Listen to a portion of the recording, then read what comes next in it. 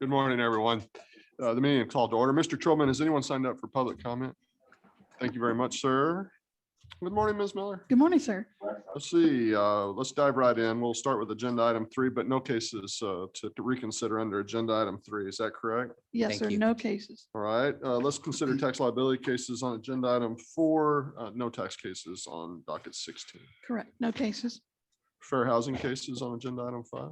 Not this week, sir. Not this week. Let's move then to wage claim cases on agenda item 6. We have one wage claim case pulled for additional discussion on docket 16. Yes, sir. It's case number 20-050518-2. Commissioner Alvarez. I agree that the claimant was an employee. Regarding the issue of wages, the decision is not supportable. An employer may change an employee's pay rate, but the employee must be notified in advance and indicate acceptance. Here, the employer discussed the claimant's commission pay in early January, but failed to clearly indicate that he was intending to eliminate the claimant's hourly rate. The claimant has provided a disinterested witness who confirmed that the employer did not make it clear that the claimant would no longer receive his hourly rate. Since the employer failed to properly notify the claimant of the hourly rate change, the claimant is entitled to his hourly rate for the final pay period. The claimant worked 90.5 hours and his rate was $9 per hour. The claimant is entitled to $814.50 in total gross unpaid wages.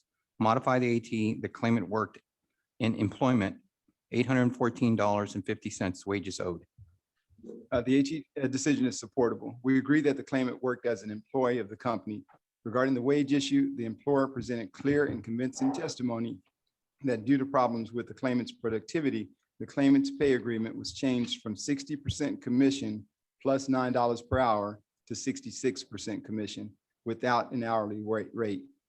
The claimant was paid in accordance with that agreement from that point until his work separation, with the exception of 14.5 hours that the claimant worked before being informed of the new pay agreement. Accordingly, we should affirm the AT decision. The claimant was an employee. The claimant is entitled to $130.50 in unpaid wages. Modify the WCAT. Claimant was an employee, $814.50 in wages owed. Short form. Yes, sir. Commissioner Demerson. And that was the only case pulled for additional discussion under this agenda item. You should have received the wage claim short form dissent list already. I move we accept staff recommendations on the remaining wage claim cases on docket 16. I second the motion, except for those cases on which I'm dissenting, as reflected on the wage claim short form dissent list for docket 16. I concur with the chairman's motion, except for the cases on which I'm dissenting as reflected in the wage claim short form dissent list for docket 16. Motion passes with the exceptions noted. Let's move to agenda item 7, consideration of unemployment insurance cases on docket 16. Please proceed when you're ready.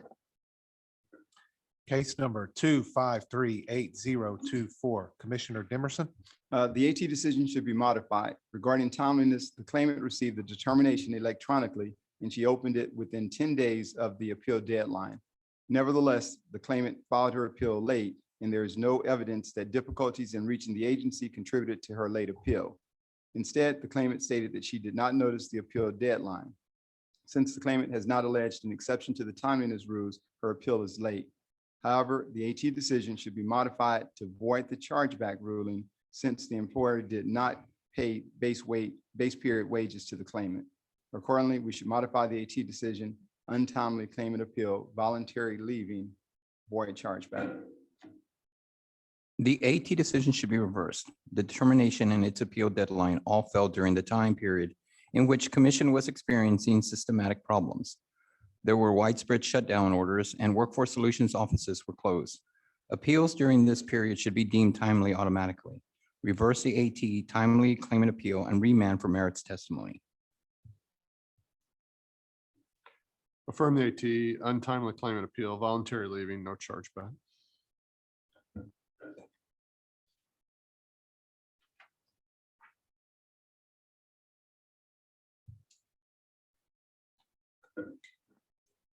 The only issue remaining that needs a majority vote is the chargeback ruling.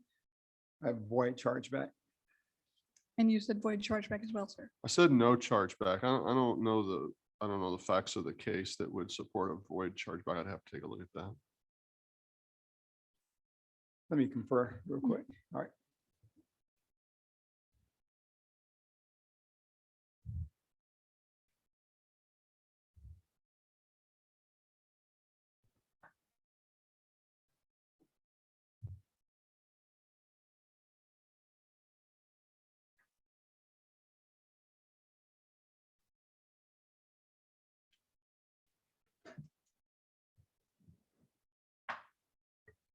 Chair, we're going to stick with void chargeback. You're avoiding the chargeback. All right. I'll concur with Commissioner Dimerson. I'm sorry, sir. I'll concur with Commissioner Dimerson. Thank you, sir. So the majority vote is late claimant appeal, claimant disqualified, void the chargeback ruling. Short form dissent. Yes, sir, Commissioner Alvarez. Case number 2602801, Commissioner Alvarez. The decision should be affirmed. The claimant's July 29th appeal was late. However, since it was an appeal to an open period ineligibility, we can assume jurisdiction as the July 15th. The claimant's representative testified that they provided requested documentation through the TWC portal during the first or second week of June. As such, the reporting ineligibility should be closed the Sunday after July 15th, which is July 18th. Modify the AT late claimant appeal, assume jurisdiction to close the reporting ineligibility, reporting ineligible May 17th, 2020 through July 18th, 2020. The AT decision should be affirmed. The claimant's appeal is not timely since failing to notice the appeal deadline does not constitute an exception to the timeliness rules. Although we can assume continuing jurisdiction on the underlying reporting issue, the ineligibility in this case should remain open because TWC has not received the information requested from the claimant. We should therefore affirm the AT decision, untimely claimant appeal, reporting not eligible beginning May 17, 2020. Reverse the AT, timely claimant appeal, reporting ineligible beginning May 17th, 2020, memo to contact the claimant for necessary information.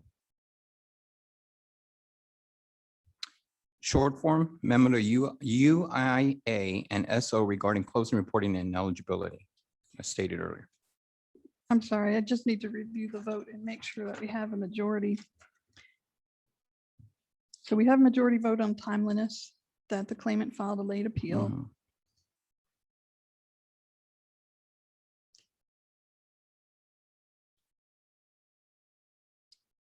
Ms. Miller, if this will help, I would agree with the chairman's vote on this particular case. Yes, sir, that does help simplify things. Thank you. Mhm. And I reporting not eligible beginning May 17, 2020. Right, that is what the majority is. Remains open, contact the claimant. All right. So it's consistent with your vote. That's consistent. Thank you. Thank you.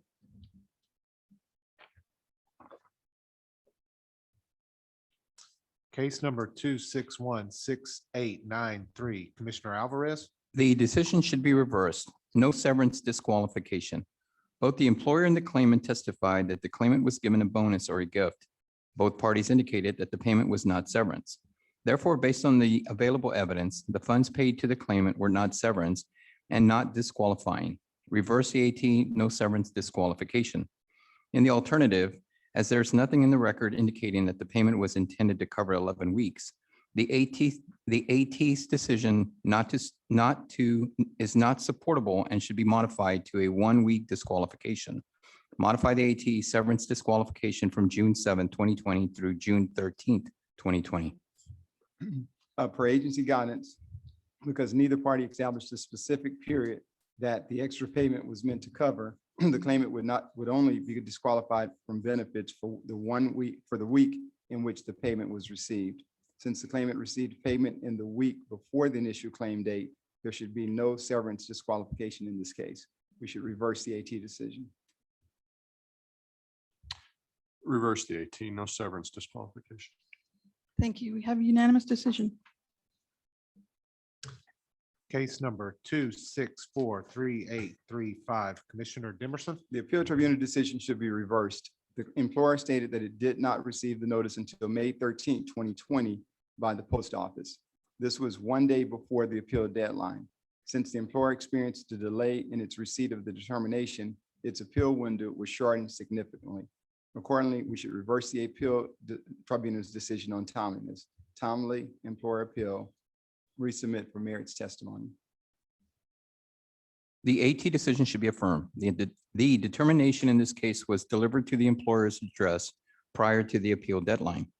The employer filed a late appeal because they were busy gathering information and working on the appeal. The employer's reason is not a valid reason to deem the appeal timely. Affirm the AT late employer appeal, bill reimbursing employer. Reverse the AT, timely employer appeal, resubmit. We will resubmit the case. Case number 2644790, Commissioner Dimerson. The appeal tribunal decision should be reversed. The claimant resigned due to medical issues. However, the claimant was also provided a release to return to work before she resigned. In addition, the documentation that the claimant provided from her medical doctors advising her to transfer to another department or change employers was dated several months after the job separation. Moreover, the claimant stated that after returning from FMLA, she did not complete the documentation for a transfer. Furthermore, the claimant's resignation letter focused on personal reasons for quitting her job. As such, the claimant resigned without work-connected good cause, and we should reverse the AT decision. Voluntary leaving, reimbursing employer not billed, adequate employer response. The decision should be affirmed. The claimant was suffering from anxiety and high blood pressure due to the stressful nature of her job. Based upon the advice of her doctor, the claimant sought a transfer, but nothing was available, so she took FMLA leave. After returning from FMLA, she worked another month, but her medical issues continued. At that point, the claimant decided to resign because of her doctor's opinion that the claimant should seek work with another employer. The employer was aware of the claimant's ongoing issues and medical documentation was provided for the hearing. As the claimant resigned based upon medical advice, she had good cause to quit. Affirm the AT no voluntary leaving, bill reimbursing employer. Affirm the AT, no voluntary leaving, bill reimbursing employer. Short form dissent. Yes, sir, Commissioner Dimerson. Case number 2696062, Commissioner Alvarez. The decision is not supportable. The claimant was off work for an unknown period of time, caring for his minor child who was ill. The record failed to develop the nature of his illness and whether there was an alternate care available. This case should be reheard. The AT decision should be affirmed. The claimant should be bound by his initial statements, which were provided before he was denied benefits. The initial evidence in this case does not establish that the claimant was laid off. Instead, the claimant quit to care for his child, which is a personal reason. Moreover, the claimant did not satisfy the requirements to qualify under the MBI provisions of the Act. As such, he quit without work-connected good cause, and we should affirm the AT decision, voluntary leaving. Affirm the AT, voluntary leaving. Short form dissent. Yes, sir, Commissioner Alvarez. Case number 2718229, Commissioner Alvarez. The decision is not supportable. The claimant did not sign up for electronic correspondence related to her current claim. The claimant's UBS profile does not indicate she has elected for electronic correspondence, and documents electronically sent related to a 2016 claim were never opened. The claimant signed up for her current claim over the phone and would have had no reason to believe documents would only be sent electronically, especially since there is no evidence she ever used TWC's electronic correspondence system. The claimant's appeal should be deemed timely. Regarding the job separation, the claimant was discharged for clocking in tardy. The employer has not provided any evidence of how late the claimant clocked in. The claimant testified she clocked in late due to delays caused by the employer's temperature check. The claimant has provided two disinterested witnesses that testified employees would not have tardies counted against them as a result of the temperature check. Since the claimant's tardy was as a result of the employer's temperature check, and the employer informed employees such incidents would not count against them, the claimant's discharge for other reasons other than misconduct. Reverse the AT timely claimant appeal, no misconduct.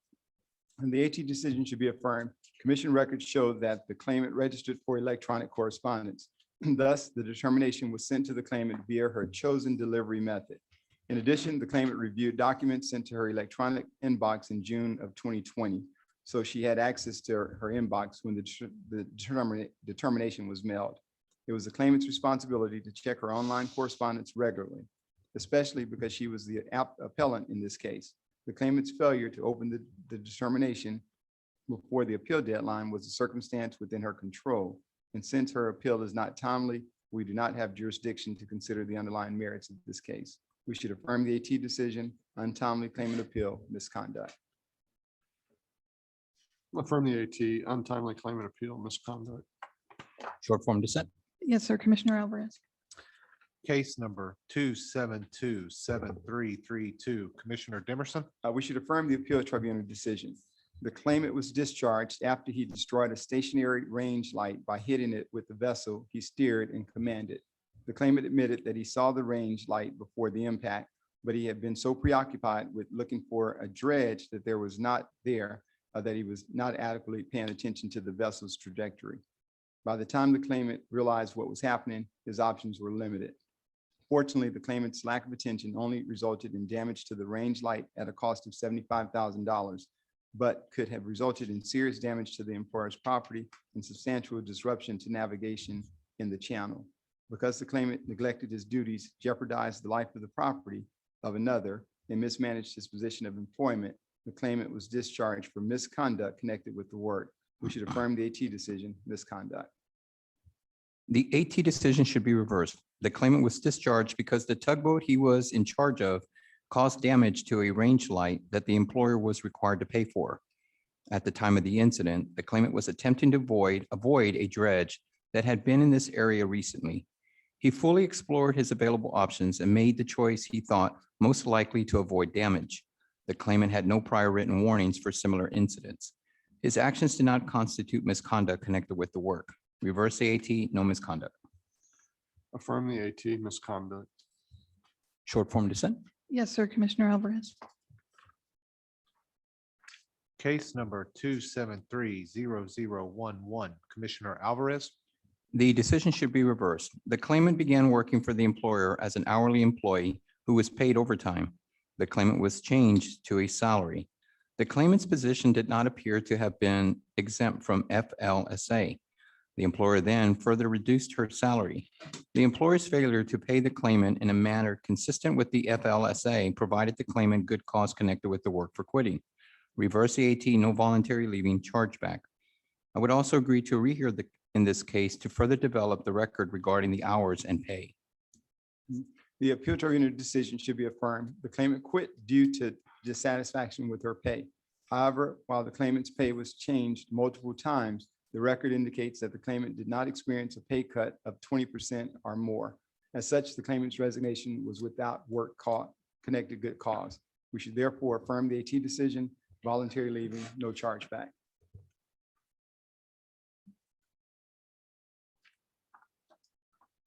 Rehear to determine claimant's hourly wage prior to being switched to salary and to investigate whether the employer violated FLSA by not paying overtime. We'll rehear the case. Case number 2730044, Commissioner Alvarez. The decision is not supportable. After taking over from the previous owner, the employer decreased the claimant's salary, increased his hours of work, and eliminated his vacation, retirement, and health benefits. The claimant voiced disagreement with the employer about the change, and the employer testified they were aware of his dissatisfaction. The claimant only quit after being informed the employer was not going to take any action to address the pay cut. Between the claimant's decrease in salary and increase in hours, he was subject to a 16% decrease in his hourly earnings. In accordance with commission precedents, the claimant's decrease in decrease in earnings, accompanied by the significant loss of benefits, provided him with good cause connected with the work to quit. Reverse AT, no voluntary leaving. The appeal tribunal decision should be affirmed. The claimant resigned due to dissatisfaction with his terms of employment. While some aspects of the claimant's job did change, the changes were not so substantial that they provided the claimant with work-connected good cause to quit his job. Accordingly, we should affirm the AT decision, voluntary leaving. Affirm the AT, voluntary leaving. Short form dissent. Yes, sir, Commissioner Alvarez. Case number 2744971, Commissioner Alvarez. The decision is not supportable. No evidence has been presented that the claimant agreed to work any shift assigned when she began working for the employer. The employer had typically provided 2 weeks' notice before scheduled changes. Due to the increased business, the employer had been providing short notice before changes in the last 6 months. Despite the short notice, the claimant had been able to adjust childcare to fit her schedule.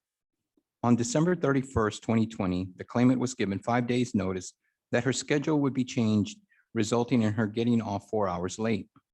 Due to the short notice, the claimant was unable to secure childcare for her children. She notified the employer of the issue and sought alternatives, but was informed no alternatives would be allowed. The claimant worked until the last day she was able to before submitting her notice. In keeping with commission precedents in appeal number 13201-AT-70, appeal number 184-CA-78, and appeal number 1577-CA-76.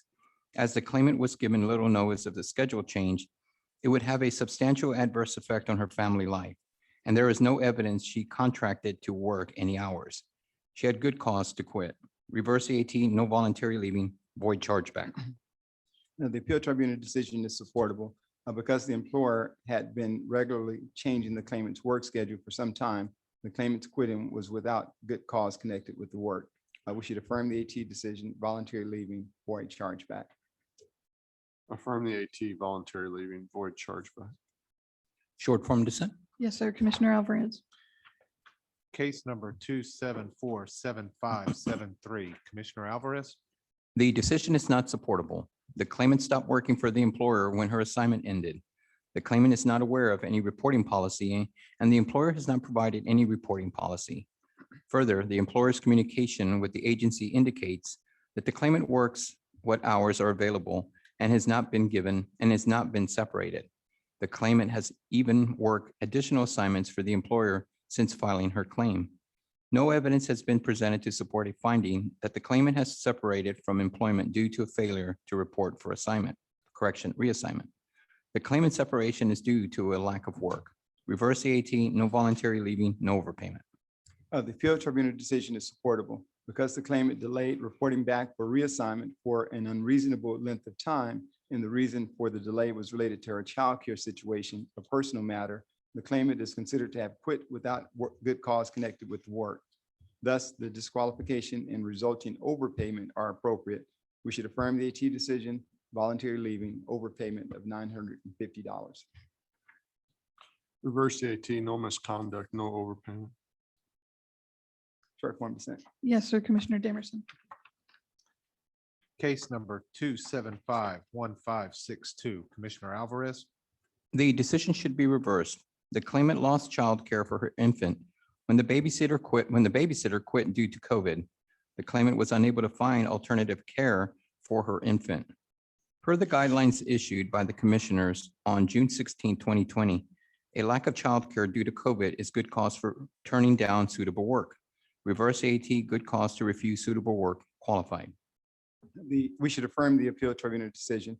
The claimant refused to return to the job that she previously held, citing childcare issues. However, by June 1st, when the employer wanted the claimant to return to work, the governor had reopened childcare centers. The claimant had reasonable alternatives available, but chose to not consider these options. Therefore, because the claimant did not establish good cause for rejecting an offer of suitable work, her disqualification is appropriate.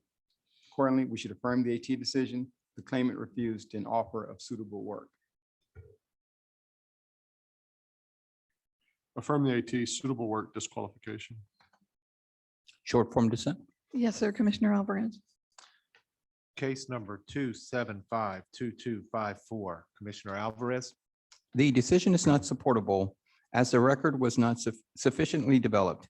The claimant returned to work at some point, but no testimony on her starting date was taken. She stopped working on December 11, 2020, but no testimony was taken as to why. Additionally, she worked a short-term job in February but no testimony was taken regarding that job or separation. The case should be reheard to take full testimony regarding her work periods during her PUA claim, when they began, when they ended, why they ended, how much she was paid, and how many hours she worked. I ask for rehear. The AT decision is supportable. The claimant met the program requirements for PUA eligibility from the date of her initial claim on May 24th, 2020, through the date that she went back to her former job at a university in late August 2020. Thus, she qualifies for PUA benefits through August 22nd, 2020. After that time, she was no longer unemployed, and so her eligibility ended as of that date. Accordingly, we should affirm the AT decision. The claimant is ineligible for PUA benefits beginning August 23rd, 2020. Affirm the AT. Claimant's not eligible for PUA beginning August 23rd, 2020. Memo to investigate backdating claimant's PUA claim and to investigate establishing a regular claim based on the December 11th, 2020 separation. Short form dissent. Yes, sir, Commissioner Alvarez. We will send that memo, Mr. Chairman. Case number 2754337, Commissioner Dimerson. We should reverse the appeal tribunal decision. The claimant was discharged because she failed to properly verify the serial numbers on a firearm as required by the employer's policy. While the claimant denies knowing that she was supposed to verify serial numbers during monthly audits, she testified that she knew she was supposed to check the serial number when a new gun was received at the store. However, the employer presented evidence from an investigation that the claimant failed to check the serial number on a new weapon at her store. The claimant's violation was obvious because the firearm was still sealed when checked by loss prevention, despite having been received at the store a week earlier. Because the claimant was on a final warning for another serial number violation and should have known that her job was in jeopardy, her failure to verify the serial number on the new weapon when it first arrived constituted mismanagement of her position of employment. Accordingly, we should reverse the AT decision, misconduct, no chargeback, adequate employer response. The AT decision should be affirmed. The claimant was discharged because she did not follow an alleged employer policy that team leaders were supposed to verify firearm serial numbers in the monthly inventory audit. The claimant provided credible testimony that she was never made aware of such a policy. The employer failed to provide any documentary evidence of such a policy or explain specifically when the claimant was trained on it. The employer failed to meet its burden to establish the claimant's misconduct by the preponderance of the evidence. Affirm the AT, no misconduct, chargeback. Affirm the AT. No misconduct, chargeback. Short form dissent. Yes, sir, Commissioner Dimerson. And that was the last UI case pulled for additional discussion on docket 16. You should have received the UI short form dissent list for docket 16. I'll move we accept staff recommendations on the remaining UI cases on docket 16. I second the motion except for those cases on which I am dissenting as reflected on the UI short form dissent list for docket 16. I concur with the chairman's motion, except for the cases on which I'm dissenting as reflected in the UI short form dissent list for docket 16. Motion passes with the exceptions noted. Thank you, sir. Well, thank you. This brings us to the end of agenda items 3 through 7. Let's take a short break to prepare for the rest of the meeting.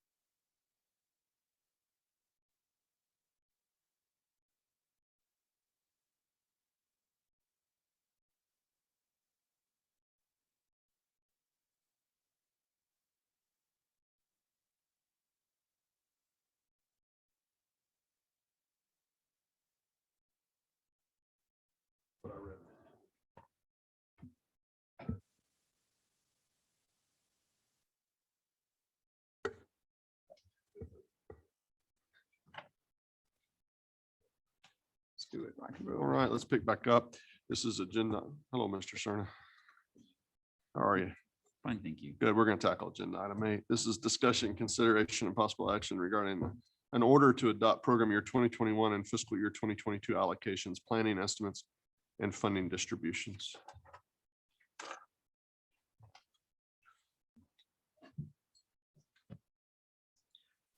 Good morning, Chairman, Commissioners, Mr. Cerna. For the record, Chris Nelson, Chief Financial Officer. This morning, you have before you the FY22, PY21 planning estimates prepared in accordance with the methodology prescribed in Chapter 800 of the TWC rules and using the updated factor data. The WIOA and AEL planning estimate amounts represent the planning estimate allotments recently provided by the Department of Labor and Department of Education, which would go into effect July 1st, 2021, when those contract years start. In about a month, we should receive the final state allotments for those two programs, and we will bring forward the final allocations for those two programs. The remaining programs in the planning estimate amounts reflect the current budgetary amounts available for the FY22 allocations. As we build the 2022 operating budget this summer, we will bring forward the final allocations for those remaining programs. At this time, I'm only asking for permission to publish these planning estimates on our website since they are not the final allocations. That concludes my remarks, and I'd be happy to answer your questions. Comments or questions? None here, Chairman. None. Do we have a motion? Chairman, I move that we grant permission to publish the program year 2021 and fiscal year 2022 allocations, planning estimates, and funding distributions on our website as presented by staff. Second. Been moved and seconded. We're unanimous. Thank you. This is agenda item 9, discussion, consideration, possible action regarding previous emergency rulemaking and the publication for public comment and proposed rules relating to 40 TAC Chapter 815 unemployment insurance regarding certain unemployment provisions in Public Law 116-127, the Families First Coronavirus Response Act, and several other public laws that are listed in the agenda. Good morning, Chairman Daniel, Commissioner Alvarez, Commissioner Demerson, and Mr. Cerna. For the record, I'm Jason Stolinsky, RID Policy Planning and Prosecutions. Before you today is a proposal to amend the Chapter 815 Unemployment Insurance Rules to address the passage of the Continued Assistance Act, or CAA, and the American Rescue Plan Act, or ARPA. On February 2nd of this year, the Commission undertook emergency rulemaking to address the CAA. The emergency rules allowed the Commission to implement mixed earner unemployment compensation and overpayment waivers for the Pandemic Unemployment Assistance Program. It also amended the coordination rules of CARES programs, addressed fraud penalties, and provided flexibility for the state's extended benefits program. Finally, the emergency rules added a conformity assurance section to Chapter 815, which allows the agency to adapt to changes in federal unemployment law. The proposed rules before you today are substantially similar to the emergency rules the Commission previously approved, with a few minor changes. These changes include additional modifications to the coordination rule as required by ARPA, savings provisions in case federal law or regulations change, and benefit overpayment requirements. The emergency rules continue to be necessary. However, without Commission action, these emergency rules will expire before permanent rulemaking can be adopted. Therefore, to allow adequate time for permanent rulemaking, staff requests the Commission approve the renewal of the emergency rules for 60 days and direct staff to file appropriate notices of these actions. Staff also requests the Commission vote to withdraw the emergency rules at the time the permanent rulemaking takes effect and direct staff to take appropriate action to effectuate this vote. Staff is also seeking your direction on submitting these proposed rules to the Texas Register for a 30-day public comment period. If so directed, staff seeks approval to make any minor non-substantive corrections to the document for purposes of publication in the Register. As a result, today staff seeks 2 votes. The first is for the Commission to vote to renew the emergency rules for 60 days, to withdraw the emergency rules at the time the permanent rules take effect, and direct staff to take appropriate action to effectuate this vote. The second is approval to submit the proposed rulemaking for publication and comment. With that, I'm available for any questions you may have. Comments or questions? None here, Chairman. None. Do we have a motion? Chairman, on the first motion, I move that we renew the emergency rules for 60 days and withdraw the emergency rules when the permanent rules take effect. I also ask staff to file appropriate notices and take necessary action to effectuate this vote. Second. It's been moved and seconded. We're unanimous. Then I have a second motion, Chairman. Mhm. I move that we publish the proposed rules to amend sections chapter 815 to the Texas Register as discussed. A second. It's been moved and seconded. We're unanimous. Thank you, Commissioners. Thank you. This is agenda item 10, discussion, consideration, and possible action regarding the obligation and reallocation of adult education and literacy funds. Good morning, Chair Daniel, Commissioner Alvarez, Commissioner Dimerson, and Mr. Cerna. For the record, I'm Mahalia Baldini with the Workforce Development Division, Adult Education and Literacy. On January 28th of 2021, Ael Grant recipient Grayson College sent a written request to the Texas Workforce Commission to voluntarily deobligate $460,761 of its program year 2021 Ael allocation, citing challenges due to COVID-19. Also requesting a decrease of the performance and enrollment targets approved by the Commission in January of 2021 by a proportionate amount. There are no other grantees in the North Central workforce area that meet the expenditure criteria outlined in Texas Administrative Code, Rule 800.80. So the Commission may approve a plan to reallocate these funds to another grantee that meets the criteria. Staff have identified 3 Ael grant recipients that are meeting or exceeding both expenditure benchmarks and negotiated enrollment benchmarks in multiple sub-target areas. At this time, staff seeks direction on the following as outlined in your notebook materials.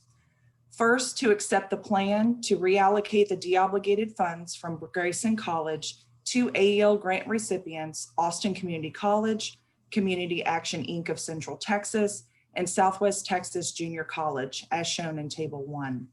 And secondly, to adjust the performance targets for Grayson College, as shown in Table 2. Thank you for your time and considerations today, and I'm happy to answer any questions. Comments or questions? None here, Chairman. None. I have a couple of questions. How are we apportioning the performance measures, the performance targets that we're removing from Grayson College to the colleges that'll be receiving the money? Staff did review the data and projected trends to the end of the year for all of these grant recipients that will be receiving reallocated funds. And these grantees are both meeting or exceeding their current targets in multiple areas. And we just didn't feel like it was necessary to recommend at this time assigning additional targets. So we'll be giving them those targets that they've succeeded at or with a grant that they've already implemented. That is correct. So we're going to be giving them additional money, but with no new targets for the additional money. That is correct.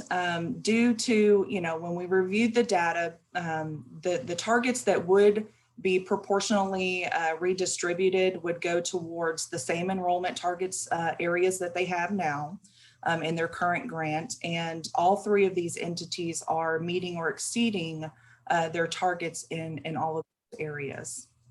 Okay, so help me understand why the targets were necessary when we originally awarded the money, but they're less necessary now. Well, I don't know if they're less necessary as much as it's very late in the program year to redistribute the targets. I think in knowing that the grantees have been doing some exceptional work this year already to be able to exceed the targets circumstances that we've been in, and staff just didn't feel like that it was necessary to add additional targets this late in the year. Just knowing that the funds that we are reallocating to them will help them to continue to do the work that they've been doing all year and continue to enroll new students through the end of June. What happens to this money if we don't reallocate it? Well, we could hold on to it, but staff really see this as an opportunity to reallocate these funds to these 3 grantees. Like I said, they've really done some exceptional work in spite of the challenges. And this would allow them to continue to grow or expand those services in the current program year and the current funding cycle. I'll also say that we're confident that the other grantees within the system right now have enough funding to finish out the year. And everyone will get new funding July 1st. And so all the money will get refreshed July 1. So if we don't reallocate the money, would it carry over to July 1 and could be redistributed then? I think we could do that. If we wanted to do that, we could do that. Staff are recommending though that we go ahead and take the motion to get the funds redistributed in the current program year and give these entities an opportunity to spend those funds down and utilize them to continue services in this program year. If we held it over till July 1st, would we put performance targets on it then, other than what we're doing right now of redistributing money with no performance targets? We could, that would be a plan that we would likely have to bring back for the commission to vote on if we decided to do that. So Grayson College alerted us to this in January. I don't remember the exact date. This is April. So we waited 3 or 4 months. This money expires at the end of June. So there's basically 2 months worth of money. That is correct. And I can kind of speak to that a little bit because it was a bit of a timing. So Grayson had originally sent their request in at the end of January, the very last week of January, I think it was the 28th. At the time and in rule, we have, we have the ability to look at all the grantees within the system to determine if we wanted to do a non-voluntary deobligation of all the grantees. We wanted to take the opportunity, since January is the last month that we have enrolled to do that.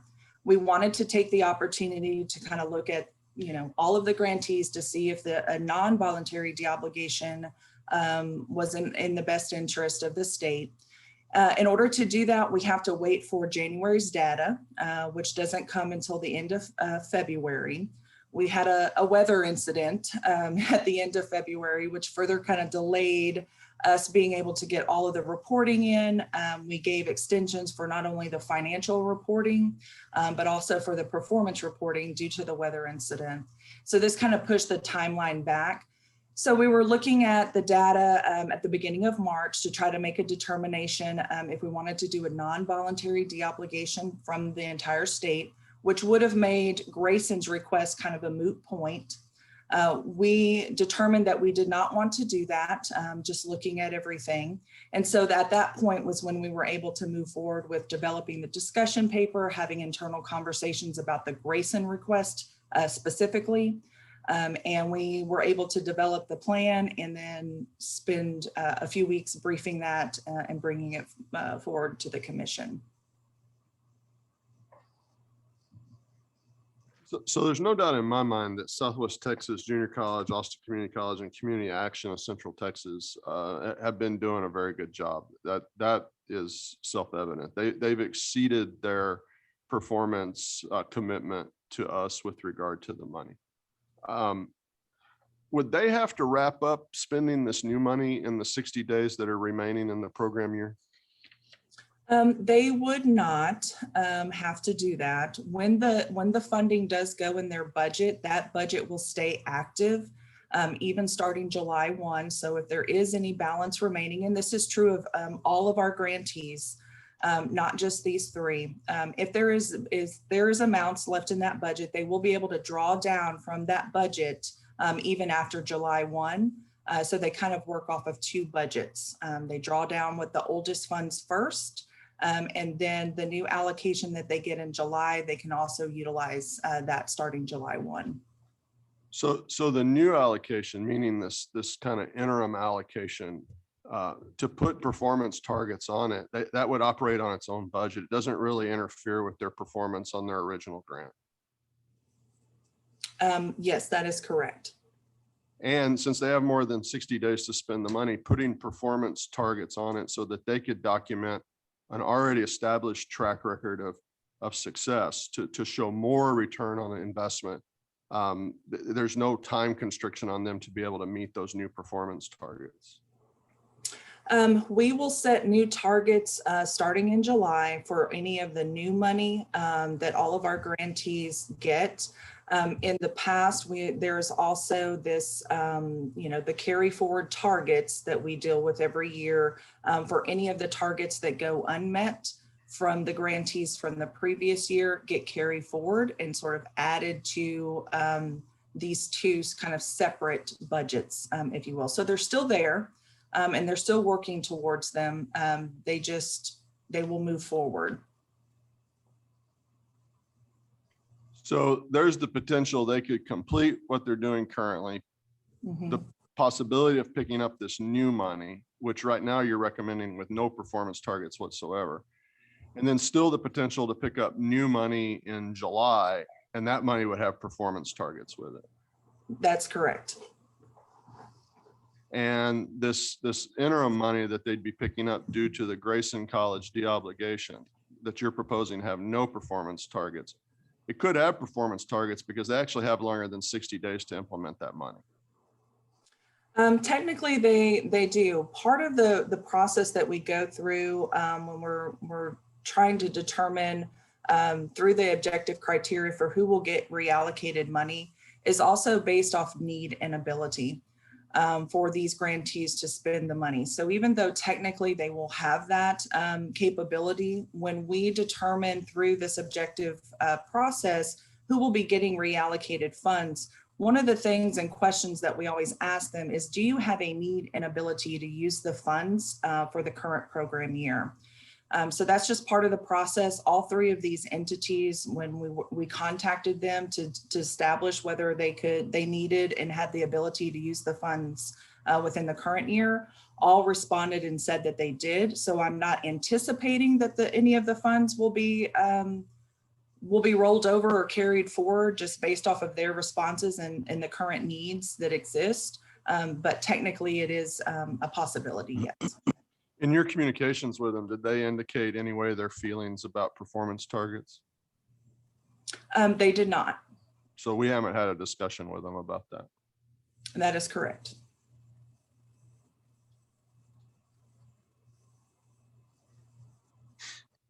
Any additional comments or questions? I have some, Chairman. So great questions. Great questions. Similar questions came from the office, so I appreciate that. But I'd first like to inform Mahalia, way to go to answer the questions. Those were good, and thank you for the detailed explanation.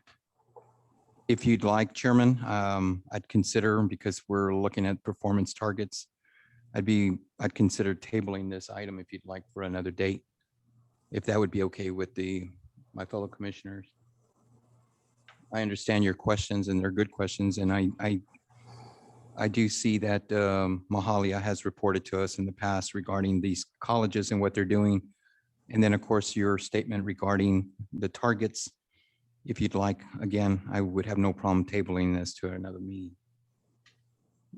Mr. Chairman, Mr. Chairman, Yes. can I ask just one quick question? Certainly. So Mahalia, if these funds are not reallocated, will they be available? I think the chairman asked this, but I didn't hear the answer, and I apologize. If the funds are not reallocated by this action, would they simply go into the amounts that are available for the next year's allocation that begins in June? I think that is a possibility. I would have to go back and I think check with OGC just in terms of the rule language, which does, I think, direct us to bring forward a plan for any funds that are deobligated. So I'm interpreting that as if we choose to follow with the decision points from today, which is to go ahead and do the voluntary and accept the voluntary deobligation of funds from Grayson and remove the targets, from their current performance targets as they have requested. I am not sure if we would have to then bring forward a new plan if we were to remove those amounts and then not redistribute them immediately. I would defer to OGC on that. I would also say, just for the sake of being able to get these funds out to the grantees who have said that they have a need and ability to use them this year, is it amenable to say, well, can we just, after the decision points from today, meet with with leadership and decide what are the proportional targets that we're comfortable, and then work with the grantees to assigning those targets? I think what I'd like to recommend, commissioners, that we do, and Commissioner Alvarez, you mentioned this, is of course tabling it, moving it to a future meeting, allowing staff the opportunity to come back with an option that does two things. One, either reexamines the measures that would be associated with any reallocation of funds, or two, determines with some confidence from both legal and finance that any funds that are deobligated wouldn't be lost to the state and could simply be included in next program year's obligation funding, which begins on June 1st. We can include at that point, then the funds could be available not only to these organizations, but to other organizations, and they would also include measures that would reflect any increases across the board. And that gives staff the opportunity to look at those two options, which we probably should have already done and may have already done, but just didn't enumerate that well here.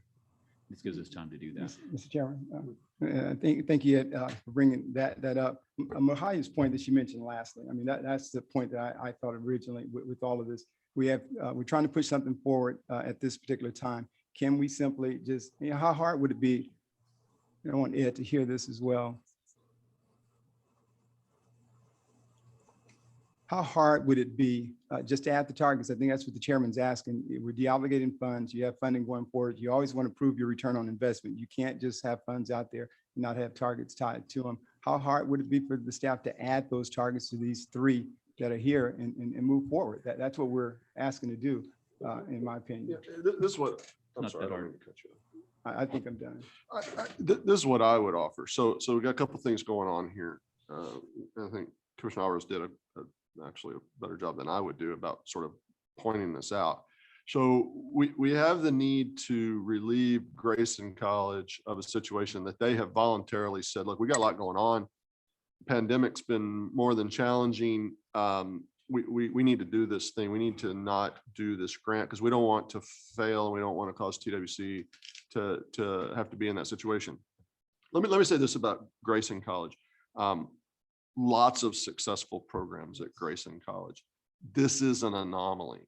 And so I think have some obligation to help a recipient of a grant they've self-identified a situation, they've offered a solution to the situation.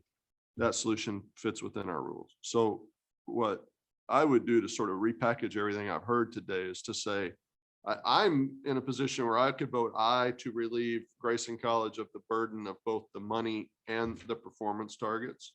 And then I find myself agreeing with Commissioner Alvarez in terms of we should table the rest of this to the next possible meeting and come back with a better plan for how to deal with the performance targets. Mr. Stern, I don't mean to minimize your view of bringing this forward for the next round of money. That might be the best option, but I don't think we can talk about that today. And I think we should probably prepare a little more for that discussion. That was not my intent. My intent was for us to delay the item and have staff come back with both those options.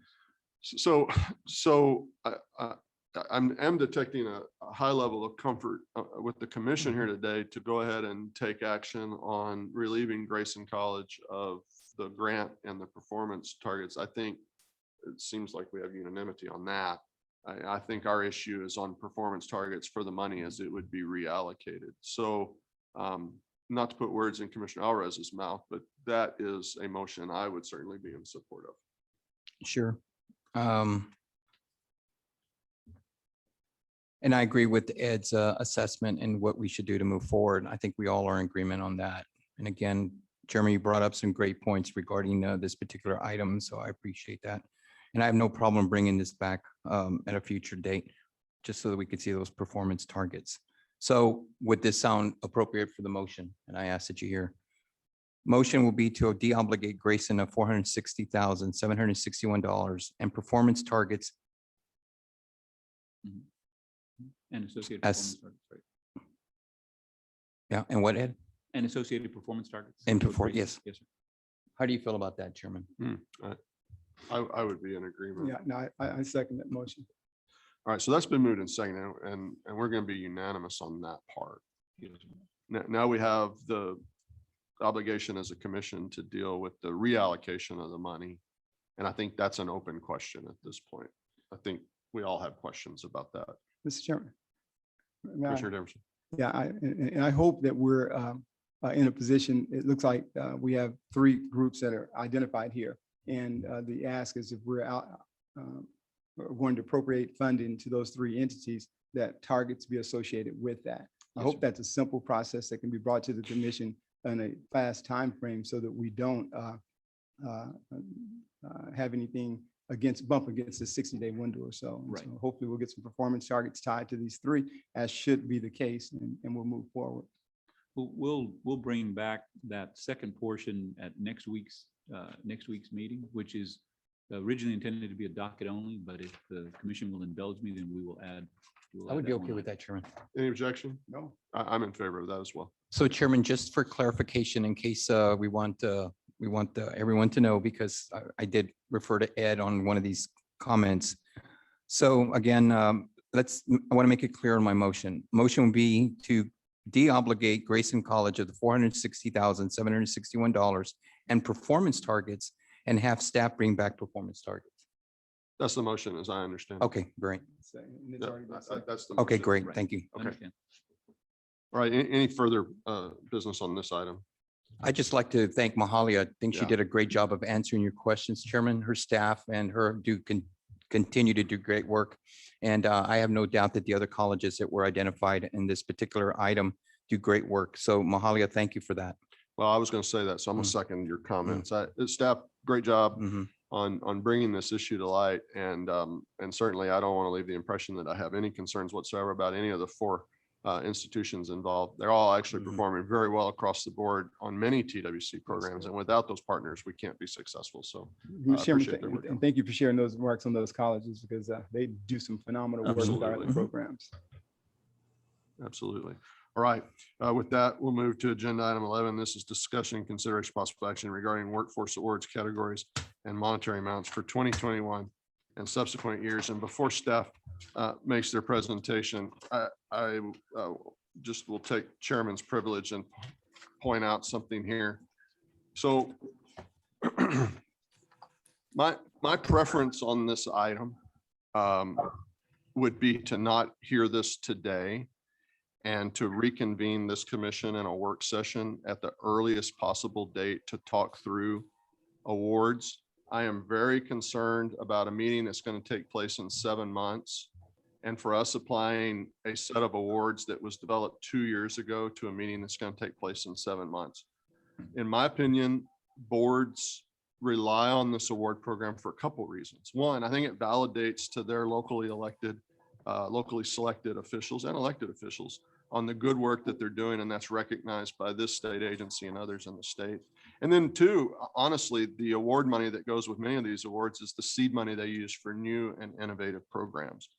The reason I would ask to set aside staff's presentation today and reconvene this in a work session is so that we could talk about awards that might be more appropriate for the pandemic period, and then set in action a set of awards that would operate in 2022 for the annual meeting in 2022. So what I'm suggesting is that in our work session, we would explore looking at 2021 awards being a special set of awards representative for the circumstances that we've just come through and still find ourselves somewhat currently in. And then we would also do work on this staff proposal. This is not lost work, and put that in place for 2022. The reason I bring this up now, slightly out of order, is because we can avoid the staff discussion today, save them some time today if we're willing to come back in a work session. And I will repeat, at the earliest possible date for this commission so we can settle this issue. I wanted to get that out there and put that available for your consideration before we proceeded on this item.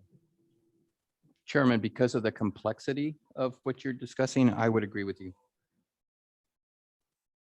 So I agree with the work session. I definitely agree with the work session. I agree with you. I also take the award, you've been doing this for a number of times. I think it represents some good opportunities for us, not too complex in that regard. I think it represents some real good opportunities and bringing in the fact that the pandemic is something that's You know, I've been, thank you, gentlemen, both. I have been making phone calls to board CEOs, much like you have. And during the pandemic, there are some incredible ideas out there, things that have happened in Alamo, out at Borderplex. Some things happen right here in Austin, Dallas, San Angelo, Abilene, just lots of great innovative ideas. And I'm fearful that our current awards don't capture all of that ingenuity. And I think we can do better by the boards. We're having a special set of awards for 2021 for the big annual meeting, and then come back for the big annual meeting in 22 with something that looks a little more familiar and a little more deal. It seems like we have kind of a unanimous consent to move this to a work session. I would ask Mr. Cerna and the General Counsel, Mr. Trollman, to work to find the earliest appropriate and possible date for us to convene that work session to discuss awards. Chairman, could I add if we could invite the boards for their feedback as well, or? Truth be told, I think that work sessions are a commission meeting, and a commission meeting is a commission meeting. So they're certainly open to participation. Unfortunately, I think we would have to hold to a public comment period for the boards. But I would encourage, I have been, and I suspect you have been too. I engage with board leadership regularly, or at least I try to. They may not think it's regular. It seems regular to me. And so however we want to include those ideas, I'll be bringing ideas with me. If boards want to participate via the public comment process, it's perfectly fine. It's an open meeting, and folks should engage accordingly. I would have no problem with that. Great Right. suggestion and great recommendation. So I don't know who was presenting today from staff. Sorry. that Was it we- Courtney? No? Whoever it was. Courtney, can you wake up? Who is it? Was Courtney asleep? Courtney? No, Joe- Courtney's right back there. Joe Mullins. No, it was me. Can you guys hear me now? Well, who's me? Okay, yes, this is for the record, this is Joel Mullins with Workforce Development. We can't see you, Joel, because there's something going on with the equipment today. Joel, thanks for all your work. We're going to hear from you during the work session. Appreciate it very much. Yep, thank you. Thank you. Gentlemen, thank you. You're welcome. Let's move to agenda item number 12. This is discussion, consideration, and possible action regarding the draft Child Care and Development Fund state plan. This is for federal fiscal years 2022 through 2024, and the publication for public comment. All right, good morning, Chairman, Commissioners. For the record, Reagan Miller with the Child Care and Early Learning Division. Every 3 years, states are required to submit a Child Care and Development Fund state plan. The CCDF state plan is the primary mechanism that the Administration for Children and Families uses to determine state compliance with federal law and regulations. Today, we're bringing forward the draft CCDF state plan, which has 8 sections and includes sections on family engagement, providing stable financial assistance and equal access to subsidies, licensing standards to ensure health and safety, supporting a qualified workforce, and continuous quality improvement. During the development of this draft plan, we sought input from stakeholders, and the public will again be able to review and comment on this draft. With your approval, we will post this draft state plan as well as an executive summary on our website, and we'll release these for public comment. We have scheduled a public hearing next Tuesday, April 27th at 6 p.m. Information about this hearing has been emailed to our distribution lists and posted on our child care stakeholder webpage. The public can also submit written comments through May 11th. Following the public comment period, we'll bring back a final state plan to you for approval, and I'd be happy to answer any questions. Any comments or questions? None here, Chairman. And just great work on this. Is a tremendous opportunity for us here in the state. Do we have a motion on this item? Chairman, I move that we approve the draft CCDF state plan as presented by staff. Second. Been moved and seconded. We're unanimous. Thank you. Thank you. This is agenda item 13, discussion, consideration, possible action regarding statewide initiatives funded with Workforce Innovation Opportunity Act, Tanf, AEL, Child Care, and other state level funds. Good morning, Chair Daniel, Commissioners, and Mr. Cerna. For the record, Jen Troke, Workforce Development Division. AEL legislation from the 86th regular session states that all grant applications and awards for the AEL Family Literacy Program shall be reviewed and approved by TWC's commissioners prior to notification of award to the grant recipient. Today, we are bringing 3 AEL Grant Awards forward for approval, including the AEL Statewide Professional Development Center, whose purpose is to deliver professional development strategies and technical assistance to all Texas AEL providers and stakeholders so that they provide comprehensive service delivery to AEL participants. The anticipated grant start date is June 2021, and one winner has been recommended for $2.5 million. The statewide Distance Education Professional Development Center will deliver distance education and remote learning training, technical assistance, and capacity building services for AEL grantees and students. The anticipated grant start date is June 2021, and one winner has been recommended for $1 million. The Career Pathways Professional Development Center will provide services to improve integration across WIOA titles that serve priority populations through cross-training of stakeholder groups such as workforce boards, IHEs, and career and technical education providers. The anticipated grant start date is July 2021, and one winner has been recommended for $693,007. Today, staff recommend commission approval for these 3 AEL awards. Any questions I might answer for you? Any comments or questions? Saw A&M was there, Chairman.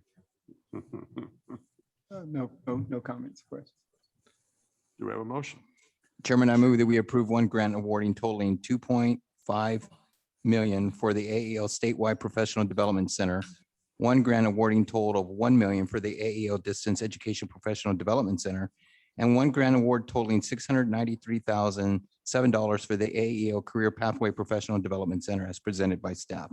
A second. It's been moved and seconded. We're unanimous. Thank you. you. Let's see. Agenda item 14. I think this item has been postponed Yes, sir. to the next meeting. This will bring us to agenda item 15, discussion, consideration, and possible action regarding approval of local workforce development board nominees. Good morning, Chairman, Commissioners, and Mr. Cerna. For the record, Shanta Williams with the Workforce Development Division. And before you today for consideration, we have workforce board nominations from 2 areas. Staff recommends approval for Workforce Solutions Golden Crescent and Gulf Coast. I'm here to answer any questions you have.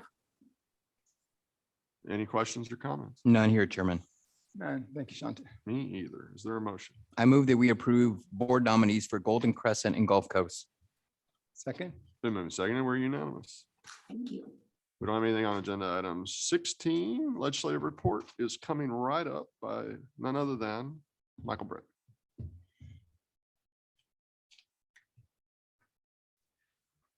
Good morning, Mr. Chairman, Commissioners, and Mr. Cerna. For the record, Michael Britt, Governmental Relations. This coming Thursday, the Texas House will be considering Senate Bill 1 by Senator Nelson, which is the General Appropriations Act. They'll also be considering House Bill 2 by Representative Bonin, which is the Supplemental Appropriations Bill. The pre-filed amendments for both bills were released yesterday afternoon, and a copy of those were provided to your offices. Of course, GR staff will be monitoring the House floor action on both bills on Thursday. We'll report to you any amendments adopted to the bills related to TWC. Also on Thursday, the Senate Committee on Natural Resources and Economic Development will consider several bills being tracked by TWC, including Senate Bill 770 by Senator Hughes, which is TWC's legislative proposal related to self-sufficiency fund program amendments. This concludes my remarks, and I'm happy to answer any questions you have. Thank you, sir. Questions or comments? None here. Thank you. No, thank you very much. Mr. Cerna, an executive director's report. No, sir, nothing to report. All right. The time is now 10:14. The Texas Workforce Commission is now going to executive session in room 242 to discuss pending or contemplated litigation, consultation with our attorney regarding confidential legal matters or the employment evaluation, reassignment duties, discipline, or dismissal of the executive director, internal auditor, executive staff, and other personnel pursuant to Texas Government Code Section 5510711 and 2 and 551.074A1.